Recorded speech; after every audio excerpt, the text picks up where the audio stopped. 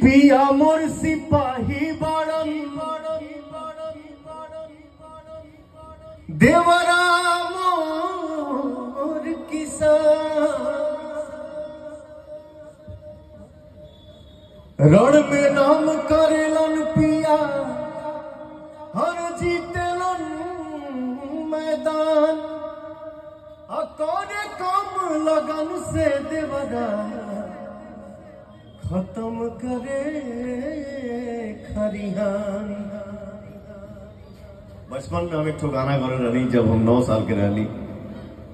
आज हमके वो गाना याद आ गई ना। कौन है बन दुखिया हरवा,